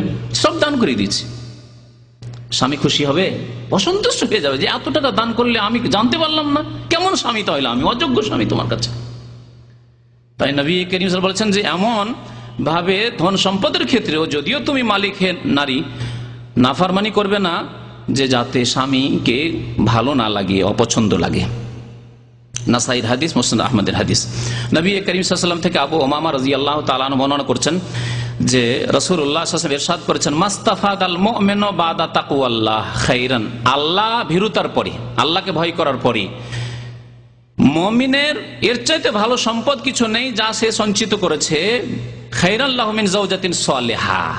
সতী স্ত্রী চাইতে মূল্যবান সম্পদ আর কিছু নেই। তাহলে সতী স্ত্রী চাইতে মূল্যবান সম্পদ আর একটি আছে, সেটি হচ্ছে কি বুঝলেন? তাকওয়াল্লাহ, আল্লাহকে ভয় করা। আল্লাহ ভীরুতা, আল্লাহকে ভয় করা হচ্ছে সবচেয়ে মূল্যবান সম্পদ। এতে আপনি দুনিয়াতেও পার্থিব জীবনে নিরাপদ থাকবেন বিপদ আপদ থেকে, কারণ আপনি আল্লাহকে ভয় করে চলছেন, এবং পরকালেও আপনি সুখময় স্থান হাসিল করবেন, সুখের জীবন যাপন করবেন। সুতরাং সবচেয়ে মূল্যবান সম্পদ হচ্ছে জীবনের আল্লাহর তাকওয়া, আল্লাহ ভীরুতা। আর তারপরেই সবচেয়ে মূল্যবান পার্থিব সম্পদ হচ্ছে যাওজায়ে সালেহা, সতী নারী। ইন আমারাহা আতাআতু, যদি আদেশ করে পালন করবে, যদি তার দিকে দেখে তাহলে খুশি করে দেবে। আর একটি নতুন কথা বলেছেন নবী সাল্লাল্লাহু আলাইহি ওয়াসাল্লাম এখানে, ওয়াইন আকসামা আলাইহা আবাররাতু। অনেক সময় কোন কাজের দাবি করছে স্বামী যে এই কাজটি করে দাও, করবো না জায়েজ কাজ, করবো না করছে না, করতেই হবে তোমাকে। এমনকি কসম দিয়ে, আল্লাহর কসম করে বলছি তোমাকে এটা করতেই হবে। তাহলে এই কসম থেকে মুক্ত করতে হবে। স্বামী যখন তোমাকে কসম দিয়ে, শপথ দিয়ে বলেছে সেই কাজটি অবশ্যই করো, যদিও তোমাকে কষ্ট লাগছে, ভারী লাগছে করতে। ওয়াইন গাবা আনহার, যদি স্বামী অনুপস্থিত থাকে, বাড়ির বাইরে থাকে, তাহলে নাসাহাতহু ফি নাফসিহা ওয়া মালিহি। এখানে স্বামীর ধন সম্পদের কথা বলা হয়েছে, আর তার জীবনের কথা বলা হয়েছে লজ্জা স্থানের ক্ষেত্রে, এবং তার ইজ্জত আবরুর হেফাজতের ক্ষেত্রে। আর স্বামীর ধন সম্পদের হেফাজতের ক্ষেত্রে হিতাকাঙ্ক্ষী হবে, স্বামীর হিতাকাঙ্ক্ষী হতে হবে। ইবনে মাজার হাদিস। নবী করিম সাল্লাল্লাহু আলাইহি ওয়াসাল্লাম থেকে সাওবান রাদিয়াল্লাহু তাআলা আনহু আরেকটি হাদিস বর্ণনা করেছেন, যখন ওই আয়াতটি নাযিল হলো যা একটু আগে প্রথম হাদিসটিতে উল্লেখ করেছি, ওয়াল্লাযিনা ইয়াকনিজুনা যাহাব ওয়াল ফিদ্দা, সঞ্চিত সম্পদ সম্পর্কে। তখন বলছেন সাহাবারা যে আমরা এক সফরে ছিলাম। সাহাবায়ে কেরামদের কিছু সাহাবী বললেন যে এই আয়াত নাযিল হয়েছে স্বর্ণ এবং চাঁদি সম্পর্কে। তারপরে যদি জানতাম যে সোনা চাঁদি তো বিপদ, সোনা চাঁদি যদি হক আদায় না করতে পারি, টাকা পয়সার হক আদায় না করতে পারি, মানে যাকাত ঠিকভাবে না দিতে পারি, দান খায়রাত আল্লাহর রাস্তায় না করতে পারি, ইসলামের খেদমতে তা না লাগাতে পারি, তাহলে বিপদ নিয়ে আসবে। তাহলে আল্লাহ নবীকে জিজ্ঞাসা করি, আইয়ুল মালে খায়রুন, কোন ধন সম্পদ সবচেয়ে উত্তম, কোন ধন সম্পদ সবচেয়ে উত্তম? ফানাত্তাখিযাহু, তাই আমরা গ্রহণ করব। ফাকাল, নবী সাল্লাল্লাহু আলাইহি ওয়াসাল্লাম বললেন কয়েকটি বিষয়। লিসানুন যাকিরুন, জিকিরকারী জবান, যে সকাল বিকাল বারবার করে সুবহানাল্লাহ, আলহামদুলিল্লাহ, আস্তাগফিরুল্লাহ, আস্তাগফিরুল্লাহ, আস্তাগফিরুল্লাহ। আপনাদেরকে বারবার শুনিয়েছি নবী করিম সাল্লাল্লাহু আলাইহি ওয়াসাল্লাম প্রতিদিন কতবার করে ইস্তেগফার করতেন? 100 বার করে ইস্তেগফার করতেন, আর 70 বারের অধিক ইস্তেগফার করতেন। দুটি হাদিস রয়েছে। 100 বার করে দিনে বলতেন আস্তাগফিরুল্লাহ ওয়া আতুবু ইলাইহি, এক মজলিসে কিছুক্ষণ 15 মিনিট আধা ঘন্টা বসে আছেন। সাহাবারা বলছেন যে বারবার নবী সাল্লাল্লাহু আলাইহি ওয়াসাল্লাম থেকে শুনতাম, আমরা অনেক সময় ঘন্টাকে ঘন্টা বসে থাকি, বন্ধু বান্ধবের সাথে আলোচনা করি, খাওয়া দাওয়া চলছে 2 ঘন্টা ধরে, দুনিয়ার গল্প চলছে, গুজব চলছে, কিন্তু কোন জিকির নেই, একজন আস্তাগফিরুল্লাহ পড়ছেন না। আরে একজন একটু জোরে পড়লে বাকিগুলোকে তো স্মরণ হবে, একজন যদি আলহামদুলিল্লাহ বলে, সুবহানাল্লাহ বলে, তাহলে আরেকজনকে স্মরণ হবে। কিছু তো ভালো মানুষ আছে যারা শুনে শুনেও তো কমপক্ষে ফলো করবে, জানা আমাদেরকেও জিকির আজকার করা উচিত। এই হচ্ছে জিকির আজকার। আসলে জিকির আজকার মানে অন্ধকারে বসে গিয়ে চোখ বন্ধ করে জিকির আজকার ওইসব নয়। আসলে জিকির আজকার হচ্ছে এই জিকির আজকার, দুনিয়ার কাজেও আছেন, চাকরি করছেন, ডিউটি করছেন, তার মধ্যে সুবহানাল্লাহ, আস্তাগফিরুল্লাহ, লা ইলাহা ইল্লাল্লাহ, খাওয়া দাওয়া করছেন, খাওয়া দাওয়ার আগে পরে তো আছে, তার মধ্যে আল্লাহর নিয়ামত স্মরণ করলে আলহামদুলিল্লাহ, এটাই জিকির আপনার। তো লিসানুন যাকিরুন এমন জবান যা সব সময় জিকির আজকারে ব্যস্ত। আপনার হাত কাজ করছে, চোখ কাজ করছে, জবান তো কাজ করে। অনেক সময় যারা টেকনিক্যাল কাজ করেন, হাত কাজ করছে আর চোখ কাজ করছে, জবান কিছুই কাজ করছে না, তাহলে সুবহানাল্লাহ পড়তে অসুবিধা আছে? কাজে তো কোনো রকমের ব্যাঘাত ঘটছে না। আলহামদুলিল্লাহ বলতে অসুবিধা আছে, লা ইলাহা ইল্লাল্লাহ বলতে অসুবিধা আছে, আস্তাগফিরুল্লাহ বলতে অসুবিধা আছে। আস্তাগফিরুল্লাহ, তোমার কাছে মার্জনা কামনা করি, আস্তাগফিরুল্লাহ ওয়া আতুবু ইলাইহি, আস্তাগফিরুল্লাহ ওয়া আতুবু ইলাইহি, আল্লাহ তুমি মাফ করে দাও। ওয়া কালবুন শাকির, এবং শুকরগুজার হৃদয়, শুকরগুজার অন্তর। যা পেলেন, শুকনো রুটি খাচ্ছেন, ডাল ভাত খাচ্ছেন, বলছে আলহামদুলিল্লাহ। ও একজন লোক গোস্ত খেয়ে, মাছ খেয়ে, পোলাও খেয়েও এত খুশি না, এত আরাম পায় না যে আপনি ডাল ভাত খেয়ে আপনি আরাম পাচ্ছেন, কারণ অন্তর আপনার শুকরিয়া আদায় করছে, আলহামদুলিল্লাহ আমি তো ভাত পেয়েছি। অনেক গরিবের বাড়িতে ভাতের ব্যবস্থা নেই, অনাহারে আছে, রান্নার ব্যবস্থা নেই। কালবুন শাকির, শুকরগুজার অন্তর হইতে হবে। আর কি হইতে হবে? ওয়াজাউজাতুন মুমিনা, এবং ঈমানদার স্ত্রী হচ্ছে সবচেয়ে মূল্যবান সম্পদ। তাহলে জবানে যদি জিকির আজকার করেন, এই মূল্যবান সম্পদ। আর যদি শুকরগুজার অন্তর হয়, তাহলে মূল্যবান সম্পদ। আর যদি স্ত্রী যদি ঈমানদার হয়, তো এই নহু আলা ঈমানি, পুরুষকে ঈমানের কাজে সাহায্য সহযোগিতা করি, স্বামীকে ঈমানের কাজে, ধর্মীয় কাজে সাহায্য সহযোগিতা করি। ধর্মীয় কাজে সাহায্য সহযোগিতার যখনই আজানের সময় হবে, তখন স্মরণ করে তো আজান হয়ে গেছে, ব্যস্ত আছে, কাজ করবে ব্যস্ত আছে, খেয়াল করেনি, খেয়াল করলো আচ্ছা যাচ্ছি, আজান হয়ে গেছে, যাও, কি করছো তুমি বসে? বলুক স্ত্রী, তার অধিকার রয়েছে। বরং এটি হচ্ছে মূল্যবান সম্পদ। তার স্বামীকে এই কথা চিন্তা করা উচিত, আমার স্ত্রী আমাকে বলছে যাও নামাজ পড়ে এসো, আমার এটি মূল্যবান সম্পদ, আমার স্ত্রী। ঘুমিয়ে আছে, আর আজকাল অধিকাংশ মানুষ ঘুমে নামাজ ত্যাগ করে। যারাও নামাজি, তাদের অধিকাংশ নামাজে গাফিলতি, এবং নামাজের জবাবদাহি করতে গিয়ে আল্লাহর দরবারে আসামি হয়ে যাবে ফজরের নামাজে, আসামি হয়ে যাবে ফজর নামাজে। সুবহানাল্লাহ। স্ত্রী যদি ফজরের আজানের সাথে সাথে জেগে যায় আর স্বামীকে বলে ওঠো ওঠো, সুবহানাল্লাহ, নবী করিম সাল্লাল্লাহু আলাইহি ওয়াসাল্লাম বলছেন রাহিমাল্লাহু ইমরা, সেই পুরুষের ওপর আল্লাহর রহম হোক, সেই নারীর ওপর আল্লাহর রহম হোক। নারী পুরুষ উভয়ের কথা বলেছেন, যে রাত্রে জেগে গেল, নামাজ পড়লো, আর তারপরে নিজের পরিবারকে উঠালো, স্বামী হলে স্ত্রীকে উঠালো, স্বামী উঠতে পারছে না, ক্লান্ত, ঘুমিয়ে আছে, স্ত্রী জেগে গেল, আর তারপরে স্বামীকে জাগাচ্ছে। যদি না জাগে, আচ্ছা উঠছি উঠছি, একবার এইদিকে কাত হচ্ছে, একবার ওইদিকে কাত হচ্ছে, আচ্ছা যাচ্ছি, সময় আছে, এই করছে, তাহলে কি করবে? পানি নিয়ে স্বামীর চোখে ছিটিয়ে দিক, নবী করিম সাল্লাল্লাহু আলাইহি ওয়াসাল্লাম বলছেন। আছে আজকালকার স্বামী বরদাস্ত করবে, হয়তো তালাক দিয়ে দেয়, ফাসেক লম্পট স্বামীরা, কিন্তু সে ফাসেক লম্পট। যদি তালাক দিয়ে দেয়, সে ভাগ্যবতী সেই স্ত্রী। এইরকম ফাসেকের কাছে না থাকাই ভালো, যাকে নামাজের জন্য জাগানোর জন্য, চোখে পানি দেওয়ার জন্য যদি অসন্তুষ্ট হয়, আর যদি এতদূর পর্যন্ত পৌঁছে যায়, তাহলে মনে রাখবেন যে নবী করিম সাল্লাল্লাহু আলাইহি ওয়াসাল্লাম আদেশ। তারপর উঠিয়ে দেওয়ার আদব আছে, হটকারিতার সাথে না উঠিয়ে ধীরে ধীরে, অনেক সময় হাত পা টিপে উঠাতে হতে পারে, স্বামীকে উঠাচ্ছেন, হাত পা টিপে উঠাবেন, মাথাটা একটু লেড়ে উঠাবেন, মাথা টিপে উঠাবেন, জাগছে ধীরে ধীরে, আর না হলে ধীরে ধীরে একটু করে মাথায় একটু করছেন, যাতে করে উঠে বসে যায়, বসিয়ে দেওয়ার ব্যবস্থা করছেন। অনেক সময় হতে পারে হাত ধরে টেনে উঠাতে হতে পারে, কিন্তু আপনাকে এই ক্ষেত্রে প্রচেষ্টা করতে হবে যে যেন স্বামীও নামাজি হয়, কারণ বেনামাজি যদি স্বামী হয়, তার কাছে নামাজি মহিলার থাকা জায়েজ নয়। শুনে রাখুন ভালো করে, বেনামাজি পুরুষের কাছে কোন নামাজি স্ত্রী থাকা জায়েজ নয়। তাকে নসিহত করতে হবে, উপদেশ দিতে হবে, আল্লাহর ভয় দেখাতে হবে, এবং চেষ্টা করতে হবে তাকে নামাজি বানাবার। যদি একেবারে নিরাশ হয়ে যান যে না একে পারলাম না, তাহলে আল্লাহর উপর তাওয়াক্কুল ভরসা করে নিতে হবে যে আল্লাহ আমার রিজিকের মালিক। যেখানে আমার রিজিক আছে সেখানে, বাবার বাড়িতে রিজিক আছে, ভাইয়ের ঘরে রিজিক আছে, সেখানে থাকতে হবে, স্বামী না পেলে তাতেও প্রস্তুত। তাহলে ওমান ইয়াত্তাকিল্লাহা ইয়াজআল লাহু মাখরাজা, আল্লাহর ভয়ে যদি এই ফাসেক এই বেনামাজির বাড়ি থেকে বেরিয়ে যান, আল্লাহ তার জন্য পথকে অবশ্যই সুগম করবেন। ইয়াজআল লাহু মিন আমরিহি ইউসরা, সূরা তালাক আল্লাহ বলছেন তার কাজকে আল্লাহ সহজ করে দেবেন, তার অন্য জায়গায় ভালো নেক পুরুষের আল্লাহ ব্যবস্থাও করে দেবেন। অসম্ভব কিছু নেই আল্লাহর কাছে। তো নবী করিম সাল্লাল্লাহু আলাইহি ওয়াসাল্লাম বলেন ওয়াজাওজাতুন মুমিনা, মুমিন স্ত্রী হচ্ছে সবচেয়ে মূল্যবান সম্পদ। যেই ব্যক্তি কিসে সাহায্য করবে? ঈমানের কাজে সাহায্য করবে, রোজা রাখতে সাহায্য করবে। সাহারিতে উঠতে পারে না, উঠতে চাই না, উঠছি, তাহলে উঠাবে সাহারি খাওয়ার জন্য। এইভাবে রোজা রাখার জন্য সাহারির প্রয়োজন রয়েছে, তাহলে সাহারি যদি স্বামী রোজা রাখতে চায় তাহলে সাহারির ব্যবস্থা রাখবে। এমন না যে তুমি রোজা রাখবে তুমি উঠে কিছু খেয়ে নিও, না, সাহারির ব্যবস্থা করবে। যদিও স্ত্রী হয়তো এমন অবস্থা আছে সে রোজা রাখতে পারবে না, হয়তো মেন্সের অবস্থায় আছে বা নফল রোজা সে রাখবে না হয়তো, কিন্তু স্বামী রাখতে চায়, স্বামীর জন্য খাবারের ব্যবস্থা করা। তো ঈমানের কাজে বিভিন্ন ক্ষেত্রে সাহায্য সহযোগিতা করা। ঈমানের কাজে সাহায্য সহযোগিতার মধ্যে এও আছে যে স্বামী অনেক সময় হয় কি পর্দা করতে চায় না। অনেক স্বামী আছে দুনিয়াদার ফাসেক স্বামী, চক্ষু লজ্জা, বন্ধুকে লজ্জা করে যে বন্ধু ওর স্ত্রী আমার সামনে চলে আসে, তো আমার স্ত্রী যদি তার সামনে না যায়, এরকম অধিকাংশ লোকের অবস্থা।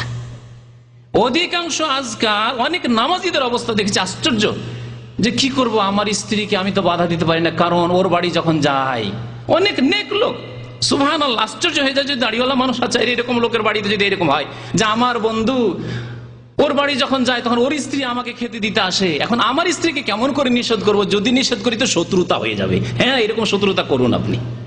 প্রথম বলে দেন যে দেখুন ভাই, আপনার স্ত্রীকে নিষেধ করেন, আপনার স্ত্রী আমার সামনে আসবে না, কেন আসবে? খাবার নিয়ে আপনি আসেন। হক কথা বললে প্রথমখানে একটু কষ্ট হলে পরে খুশি হবে যে লোক তো ভালো, লোক পরিষ্কার, লোক ইমানদার লোক, আপনার চোখের আড়ালে গিয়ে প্রশংসা করবে। আপনার সামনে হয়তো অসন্তুষ্ট একটু মুখটা খারাপ করলেও পরে গিয়ে চিন্তা করবে যে লোক ভালো, একবার ক্লিন লোক, যা কিছু যা অন্তরে আছে তা বাইরে আছে, অন্তর আলাদা আর বাইরে আলাদা, এইরকম লোক না, মুনাফিক লোক না। আপনার ভালোবাসা তার অন্তরে আল্লাহ পাক জন্মিয়ে দিবেন, ভালোবাসবে ওই লোকেরা আপনাকে। তো এই ক্ষেত্রে সাহায্য করা। স্ত্রী বলবে না তুমি অন্যায় কাজ বলছো, তুমি এর কেমন কথা যে তোমার বন্ধুর সামনে যাব, তোমার ভাইয়ের সামনে যাব, তোমার দুলা ভাইয়ের সামনে যাব, কেন আমি যাব? তাহলে ঈমানের ক্ষেত্রে সাহায্য করলো সেই মহিলা। নবী করিম সাল্লাল্লাহু আলাইহি ওয়াসাল্লামের এই হাদিস ইবনে মাজাতে রয়েছে। এছাড়াও বেশ কিছু গুণ নবী করিম সাল্লাল্লাহু আলাইহি ওয়াসাল্লাম মহিলাদের উল্লেখ করেছেন। আর একটি গুণ বলেই শেষ করছি যেহেতু সময় শেষ হয়ে যাচ্ছে। নবী সাল্লাল্লাহু বলছেন সবচাইতে উত্তম মহিলা হচ্ছে কুরাইশ বংশের মহিলারা। সেই জামানায় কুরাইশ বংশের মহিলাদের মধ্যে বেশ কিছু বৈশিষ্ট্য ছিল যা অন্য অন্য আশেপাশের অন্য গোত্রের অন্য বংশের মহিলাদের মধ্যে ছিল না। তাই নবী করিম সাল্লাল্লাহু আলাইহি ওয়াসাল্লাম বলছেন যে খায়রু নিসাইন রাকিবনাল ইবলাহ, শ্রেষ্ঠ নারী সালেহু নিসাই কুরাইশ, কুরাইশ বংশের মহিলারা যারা উটের পিঠে চাপে, উটের পিঠে চাপলেও তারা শ্রেষ্ঠ নারী। নবী করিম সাল্লাল্লাহু আলাইহি ওয়াসাল্লাম বলছেন। তাহলে বোঝা গেল যে ভালো ভালো দামি দামি নতুন নতুন মডেলের কারে চললেই যে সম্ভ্রান্ত ফ্যামিলি হয়ে যায় আর সম্মানিত হয়ে যায়, শ্রেষ্ঠ নারী হয়, কখনো নয়। উটের পিঠে চাপে অথচ তারা সতী নারী, সবচাইতে নেক নারী। তাদের বৈশিষ্ট্য কি, কেন তারা নেক সতী? আহনাহু আলা ওয়ালাদিন ফি সিগারিহি, ছোট ছেলে মেয়েদের খুব যত্ন করে, তারা ভালোবাসে। তাহলে যেসব মহিলারা ছেলে মেয়েদেরকে খুব ভালোবাসে, আদর যত্ন করে, এটি হচ্ছে তাদের ভালো বৈশিষ্ট্য, তারা সতী নারী। আর বলছেন ওয়ারাহু আলা যাওজিন ফি যাতিয়াদিহি, আর স্বামীর ধন সম্পদের ভালো করে খেয়াল রাখে, নষ্ট করে না, অপচয় করে না। স্বামী নেই যেখানে সেখানে খরচ করে দিলাম, যা ইচ্ছা তাই কিনে নিলাম, তা করে না। স্বামী না থাকলে সবের খেয়াল রাখে। নবী করিম সাল্লাল্লাহু আলাইহি ওয়াসাল্লামের 10 নম্বর আরেকটি বৈশিষ্ট্য আপনাদের সামনে উল্লেখ করে দিই। সতী নারীদের একটি বৈশিষ্ট্য যে তারা দ্বীন সম্পর্কে জ্ঞান হাসিল করবে। নবী করিম সাল্লাল্লাহু আলাইহি ওয়াসাল্লাম প্রশংসা করেছেন আনসারী নারীদের, নেমান নিসাউ নিসাউল আনসার, সবচাইতে উৎকৃষ্ট উত্তম নারী হচ্ছে আনসারীদের স্ত্রীরা, আনসারীদের মহিলারা। মদিনার আনসারী মহিলারা সবচাইতে উত্তম নারী, কারণ তারা লজ্জা করে দিন শিখবে না, এই জন্যই যে লজ্জা লাগছে জিজ্ঞাসা করতে, এই মাসলা জানতে লজ্জা লাগে, এই কথা জিজ্ঞাসা করতে লজ্জা লাগে, এইরকম করে না তারা। লজ্জা তাদেরকে দিন শিখতে, দিনের পণ্ডিত হতে, দিনের জ্ঞান হাসিল করতে বাধা সৃষ্টি করে না। অনেকে লজ্জা করে, স্বামীর সামনে লজ্জা করে, হাইজের মাসিকের মাসলা জিজ্ঞেস করবে না, নেফাসের সন্তান ভূমিষ্ঠ হওয়ার পরে যে রক্ত আসে তার মাসলা জিজ্ঞাসা করবে না, ইস্তেহাজার মাসলা জানে না, জিজ্ঞাসা করবেন না। এমনকি স্বপ্নদোষ, পুরুষদের যেমন স্বপ্নদোষ হয় মহিলাদের স্বপ্নদোষ হয়, অনেক মহিলারাও জানে না, কারণ তাদের কম হয়, পুরুষদের বেশি হয়। সুতরাং পুরুষ একটা সাবালক হলে জানে যে পুরুষদের স্বপ্নদোষ হয়, মহিলারা অনেকেই জানে না। প্রথম যখন এই মাসলা জিজ্ঞাসা করেন উম্মে সুলাইম রাদিয়াল্লাহু তাআলা আনহা, তখন অনেক সাহাবী মহিলারা আশ্চর্য হচ্ছিলেন, এই কেমন কথা জিজ্ঞাসা করলো যে মহিলাদের আবার স্বপ্নদোষ। কিন্তু উম্মে সুলাইম আনসারী মহিলা লজ্জা না করে রাসূলুল্লাহ সাল্লাল্লাহু আলাইহি ওয়াসাল্লামের সামনে এসে জিজ্ঞাসা করেছে, ইয়া রাসূলুল্লাহ, যদি কোনো মহিলার স্বপ্নদোষ হয়ে যায় তাহলে কি গোসল করতে হবে?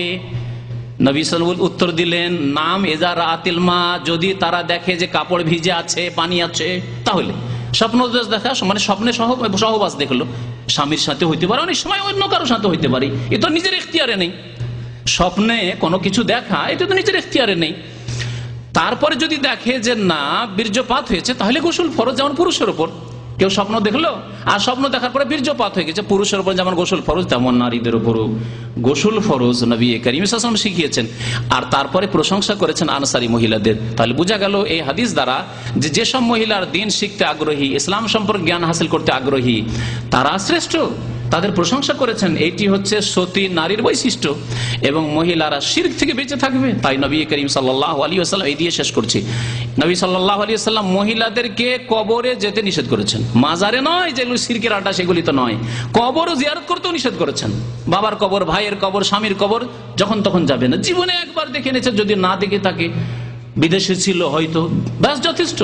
কিন্তু মহিলারা কবর জিয়ারত করতে যাবে, তাদেরকে নবী করিম সাল্লাল্লাহু আলাইহি ওয়াসাল্লাম নিষেধ করেছেন, বরং লানত, অভিশাপের কথা বলেছেন। লানাল্লাহু যাওয়ারাতিল কবুর, যেসব মহিলারা কবর জিয়ারত করে, কবর দেখতে যায়, তাদের উপর আল্লাহর অভিশাপ রয়েছে, আল্লাহর লানত রয়েছে, আল্লাহর রহমত থেকে বঞ্চিত। কি জন্য? এই জন্য যে মহিলাদের দ্বারা শিরক খুব সহজে হয়ে যেতে পারে। তাহলে এই মহিলারা যদি মাজারে যায়, আমি কয়েকটা মাজারে গিয়ে দেখেছি যে মহিলারা সবচেয়ে বেশি শিরিক করে, সেজদা করা, তারপরে তেনা বাঁধা, মাজারে গিয়ে তেনা বাঁধছে, তেনা জালিতে, এগুলি পুরুষরা খুব কম করে, মহিলারাই বেশি করে।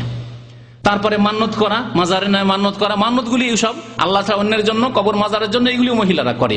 মহিলাদের দ্বারা শিরক বেশি হয়। তাই নবী করিম সাল্লাল্লাহু আলাইহি ওয়াসাল্লাম শিরক থেকে সতর্ক করার জন্য, শিরকের কাছেই যেতে দিও না, কবরের কাছেই যেতে দিও না। কাঁচা কবরে যদি যেতে না দেওয়া হয়, তাহলে পাকা কবর, যেগুলি শিরকের স্থানে পরিণত হয়েছে, মন্দিরের মতো অর্থাৎ মাজার, সেগুলিতে যাওয়া মোটেই জায়েজ নয়, না পুরুষের জন্য জায়েজ, না মহিলার জন্য জায়েজ। কারণ সেখানে গেলে শিরকে লিপ্ত হওয়ার আশঙ্কা রয়েছে। আল্লাহ পাক রব্বুল আলামিন যেন আমাদেরকে সৎ হওয়ার তৌফিক দান করেন, আমাদের মহিলাদেরকে যেন সতী করে দেন, আমাদের মহিলাদেরকে নেক হওয়ার যেন তৌফিক দান করেন। নেক মহিলা হওয়ার যেসব বৈশিষ্ট্য আল্লাহ এবং তার রাসূল বলেছেন, সেগুলি আমাদের মহিলাদের মধ্যে আল্লাহ পাক রব্বুল আলামিন যেন পয়দা করে দেন। আল্লাহ পাক রব্বুল আলামিন আমাদের যেন অতীতের গুনাহ খাতা মাফ করে দেন। আল্লাহ পাক রব্বুল আলামিন আমাদের দুনিয়াতেও যেন সুখী করেন, আখিরাতেও যেন সুখী করেন। আল্লাহ পাক রব্বুল নারী পুরুষ সমস্ত মুসলিম মুসলিমাত, মুমিন মুমিনাত সবাইকে যেন আল্লাহ পাক রব্বুল আলামিন জান্নাতুল ফিরদাউস দান করেন, 5 ওয়াক্ত নামাজের হেফাজত করার তৌফিক যেন দান করেন। আল্লাহ পাক রব্বুল আলামিন আমাদের যেন মান ইজ্জতের দুনিয়াতেও হেফাজত করেন, আর আখিরাতেও আল্লাহ পাক রব্বুল আলামিন তার আযাব থেকে, শাস্তি থেকে আমাদের হেফাজতে রাখেন। আমিন। সাল্লাল্লাহু আলা নবিয়িনা মুহাম্মদ ওয়া আলা আলিহি ওয়া সাহবিহি আজমাইন। শিহাব এবং সাইমন, এই দুটো নামের অর্থ কি রাখা যাবে? নামের অর্থগুলি এইভাবে জিজ্ঞাসা করা মুশকিল। সাইমন নাম কোনো আরবি শব্দ নয়, তবে সায়েমুন যদি হয় তো সায়েম মানে রোজাদার, সায়েম শুধু রাখেন, সাইমন না রেখে। সাইমন এইসব নাম, মন্টুন, এই দিয়ে যে নামগুলি সব ওই খ্রিস্টানদের অনুকরণে এইসব নাম আসছে, সুতরাং ওই রকম নাম রাখিয়েন না। আচ্ছা, আমাদের বাঙালি সমাজে একটা আজকাল যে মানে প্রবণতা দেখা যাচ্ছে, সেটা হচ্ছে নতুন আজব নাম হইতে হবে, যেই নাম দেশে নেই, গোটা বাংলাদেশে যাতে খুঁজে না পাওয়া যায়। এ কেন?